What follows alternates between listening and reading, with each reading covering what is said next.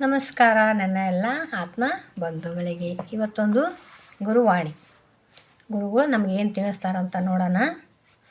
ಅದ್ಭುತವಾದ ಕೆಲಸಗಳನ್ನು ಮಾಡುವುದು ತದನಂತರ ಮೊದಲಿಗೆ ಕೈಯಲ್ಲಿರುವ ಚಿಕ್ಕ ಕೆಲಸಗಳನ್ನು ಅದ್ಭುತವಾಗಿ ಮಾಡಿ ಅಷ್ಟೇ ಅಂತ ಗುರುಗಳು ತಿಳಿಸ್ತಾರೆ. ಒಂದು ಅದ್ಭುತವಾದ ಕೆಲಸ ಮಾಡಬೇಕು ನಾನಂತ ಗುರಿ ಇಟ್ಕೊಂಡು ಕೊಂಡಿರೋದಲ್ಲ, ಕೈಯಾಗಿ ಏನಿರ್ತದಲ್ಲ ಅದೇ ಕೆಲಸನೇ ಅದ್ಭುತವಾಗಿ ಮಾಡಿರಿ ಅಂತ ಹೇಳ್ತಾರೆ. ಇದು ನೋಡೋ ತಾತ್ಪರ್ಯ ಏನಂತ ನೋಡೋಣ. ಜೀವನದಲ್ಲಿ ಎಷ್ಟೆಷ್ಟು ಅದ್ಭುತವಾದ ಕೆಲಸಗಳನ್ನು ಮಾಡಬೇಕೆಂದು ಅಂದುಕೊಳ್ತಾ ಇರ್ತೀವಿ. ಏನೋ ಅದ್ಭುತವಾದ ಕೆಲಸ ಮಾಡಬೇಕು, ಗುರಿ ಸೇರಿಸಬೇಕು, ನಾನು ಒಂದು ಮನೆ ಕಟ್ಟಬೇಕು, ಏನೇನೋ ಗುರಿಗಳು, ಸಣ್ಣ ಪುಟ್ಟ ಗುರಿಗಳನ್ನು ಅದು ಅಂದ್ಕೋತಾ ಇರ್ತೀವಿ. ಏನಂತಾರ, ಆದರೆ ಮಾಡುವುದಕ್ಕೆ ಅನೇಕ ಬಾರಿ ನಮ್ಮ ಸಮಯ ಶಕ್ತಿ ಸರಿ ಹೊಂದದೆ ನಿರುತ್ಸಾಹಕ್ಕೆ ಗುರಿ ಆಗ್ತಿರ್ತೀವಿ. ಏನೋ ಮಾಡ್ಬೇಕಂತಿರ್ತೀವಿ, ಅದು ಆಗೋದಿಲ್ಲಲ್ಲ. ಅದೇ ಸಮಯದಾಗ ಏನು ಮಾಡ್ತೀವಿ, ಮಾಡೋದಕ್ಕೆ ಅನೇಕ ಬಾರಿ ಆಗೋದಿಲ್ಲ. ಆ ಸಮಯ ಶಕ್ತಿ ವೇಸ್ಟ್ ಮಾಡ್ತೀವಿ ನಾವು. ಆ ವೇಸ್ಟ್ ಮಾಡೋ ಸಮಯದಾಗ ಏನಂತಾರ, ನಿರುತ್ಸಾಹಕ್ಕೆ ಗುರಿ ಆಗ್ತೀವಿ. ಏನೋ ಉತ್ಸಾಹನೇ ಇಲ್ಲ, ಏನೋ ಮಾಡ್ಬೇಕಂದಿದ್ದೆವು ಅಂದರೂ ಕೂಡ ಆಗಲಿಲ್ಲ ಅಂತ ಏನು ಮಾಡ್ತೀವಿ ನಾವು, ನಿರುತ್ಸಾಹ ಹೊಂದುತ್ತೀವಿ. ಆಗ ಏನು ಹೇಳ್ತಾರೆ ಗುರುಗಳು, ಗುರಿ ಆಗುತ್ತೇವೆ.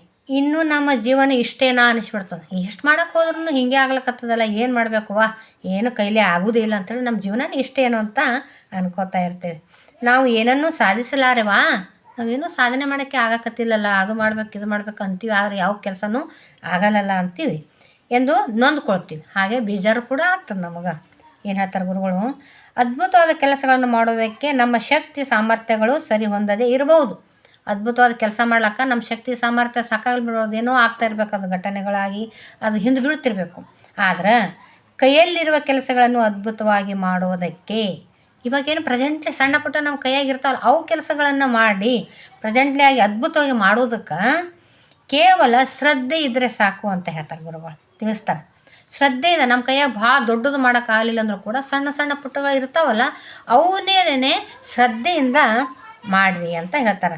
ಈ ರೀತಿಯಾಗಿ ಮಾಡುವುದಕ್ಕೆ ಪ್ರಾರಂಭಿಸಿದರೆ, ಸಣ್ಣ ಪುಟ್ಟ ಕೆಲಸಗಳೇ ಶ್ರದ್ಧೆಯಿಂದ ಮಾಡೋಕ್ಕೆ ಪ್ರಾರಂಭಿಸಿದೆವಂದ್ರೆ ನೂತನವಾದ ಉತ್ಸಾಹ ಪ್ರಾರಂಭವಾಗಿ ಹೊಸದೊಂದು ಏನಾರು ಪ್ರಾರಂಭ ಮಾಡಿದೆವಂದ್ರೆ ಅದೇ ಇದ್ದಿದ್ದ ಕೆಲಸದಲ್ಲಿನೇ ಅದಕ್ಕೆ ಸ್ವಲ್ಪ ಏನಾರು ಒಳ್ಳೆಯ ಭವಿಷ್ಯ ಕೊಡಬೇಕು ಅಂತ ನಾವು ಶಕ್ತಿ ಶ್ರದ್ಧೆಯಿಂದ ಮಾಡೋಕ್ಕೆ ಶುರು ಮಾಡಿದೆವಂದ್ರೆ ನೂತನವಾಗಿ ಏನೋ ಒಂದು ಹೊಸದು ಪ್ರಾರಂಭ ಆಗೇ ಆಗ್ತದೆ, ಶಕ್ತಿ ಹೆಚ್ಚಾಗ್ತದೆ.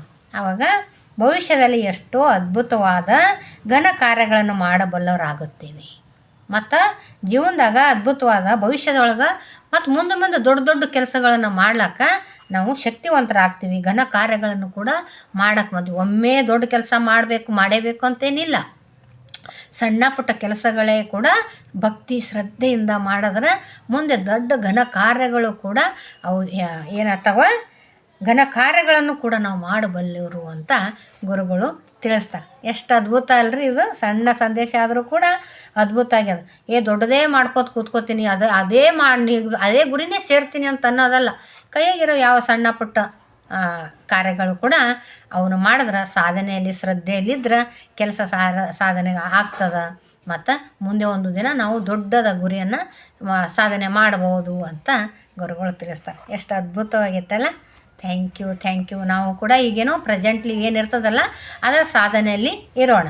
ಸಕ್ಸಸ್ ಆಗ್ತದೋ ಬಿಡ್ತದೋ ಗೊತ್ತಿಲ್ಲ, ಅದು ಆಗುತ್ತೆ ಅಂತ ಪಾಸಿಟಿವ್ ಆಗಿ ಮಾಡ್ತಾ ಹೋಗೋಣ.